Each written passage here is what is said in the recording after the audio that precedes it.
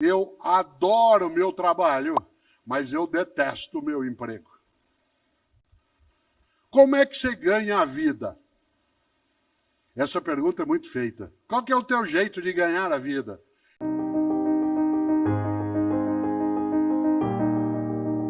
Eu gosto mesmo de lembrar o quanto que é impactante algo que está num dos evangelhos. Para uma pessoa aqui, entre nós que tem algum acesso à Bíblia dos cristãos, já deve ter notado, os cristãos têm 4 relatos oficiais sobre a vida de Jesus de Nazaré, que são chamados de evangelhos, os evangelhos canônicos, são 4 deles. 3 deles são sinóticos, isto é, eles contam uma história paralela, que é o evangelho de Mateus e Lucas, e de Marcos, e um não é sinótico, que é o evangelho de João. Mas, no evangelho de Marcos, tem uma expressão, e tanto faz se você tem religião ou não, porque essa é uma escolha tua, tanto faz se é cristão ou cristã, essa é uma escolha tua, você pode ter ou não ter, mas há algumas formas de aconselhamento que nos servem. No evangelho de Marcos, há ali o registro de uma fala que ele atribui, claro, a Jesus de Nazaré, que está ali no capítulo 8, em que Marcos escreveu uma das frases que mais me perturba, no bom sentido. Que há coisas que nos perturbam no mau sentido. Há coisas que nos perturbam e nos fazem ficar chateados, tristes. E há algumas coisas que nos perturbam fazendo com que a gente pense, reflita, medite. E ali no Evangelho de Marcos, no capítulo 8, ele escreveu, citando, segundo ele, Jesus: de nada adianta a uma pessoa ganhar o mundo se ela perder sua alma.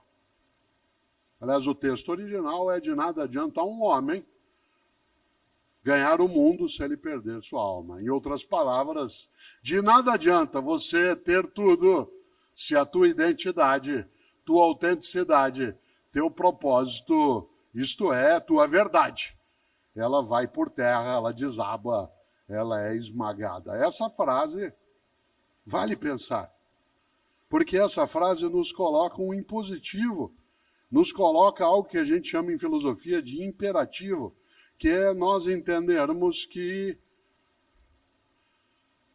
o propósito, sendo benéfico, sendo algo legítimo, sendo decente naquilo que fazemos, ele nos dá vida em vez de tirá-la ou diminuí-la.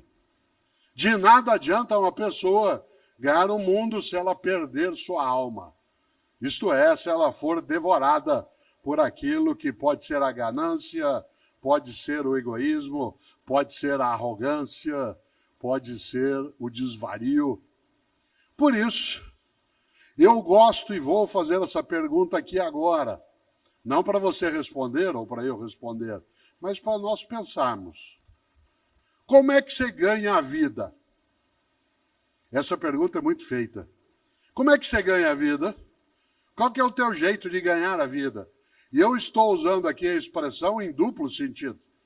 Isto é, como é que você ganha a vida? No sentido de como é que você obtém teu meio de sustento. Mas há uma segunda maneira de pensar isso. Como é que você faz para que a tua vida não seja perdida? Isto é, para que ela não seja demolida, erodida por aquilo que é a pequenez, a tolice, a redução. Como é que você ganha a vida? Há pessoas que ganham a vida cuidando de vida.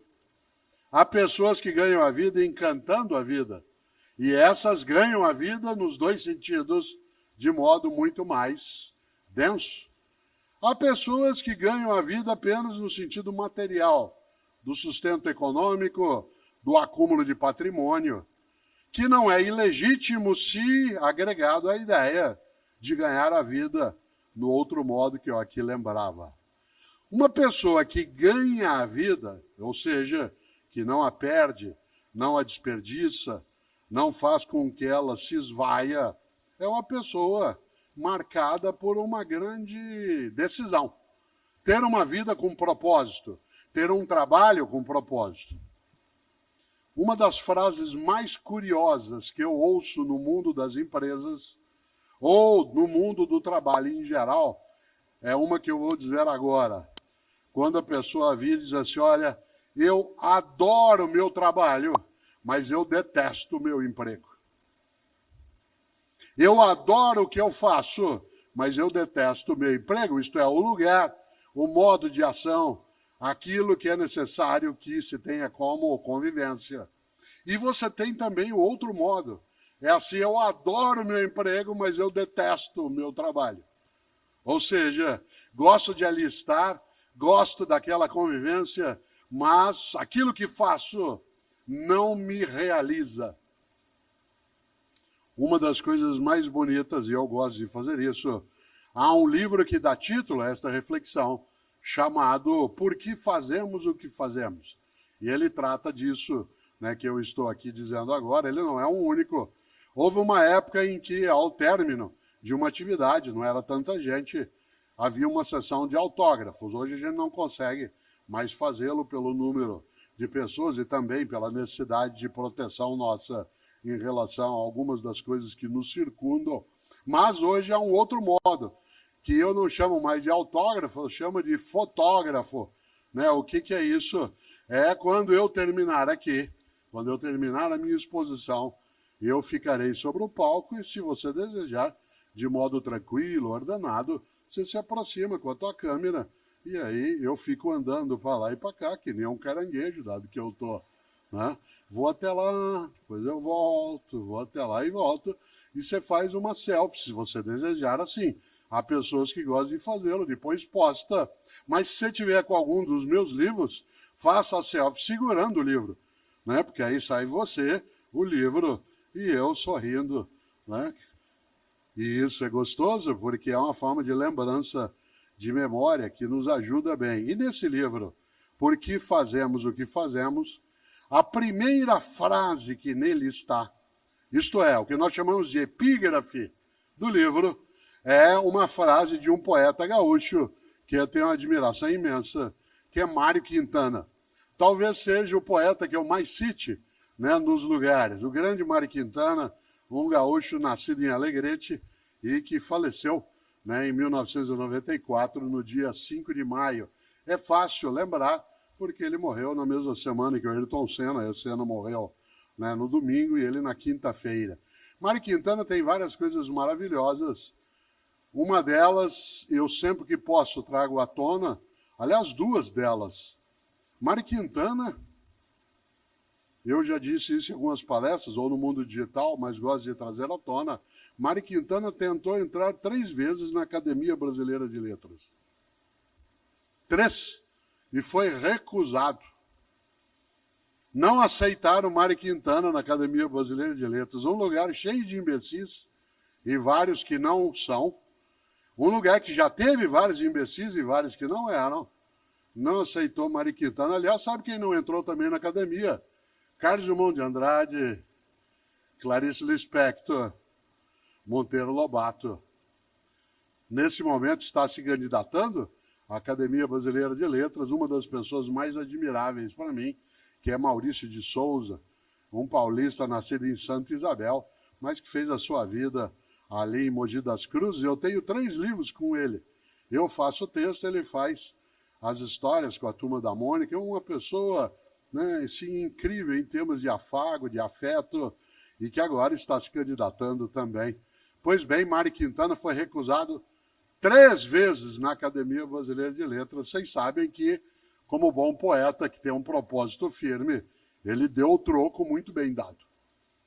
Para dar o troco em que eu recusou, ele fez um poema. Vocês conhecem, chama Poeminho do Contra. Não é poeminha, não, é Poeminho do Contra. Aliás, esse poeminho, ele devia aparecer em vários lugares. O André, meu filho, que tem mais idade, que está sentado aqui, sabe que eu tenho esse poeminho pendurado, né, numa das paredes ali no Parque Tatu, uma coisa gostosa, porque o que é que escreveu Mário Quintana?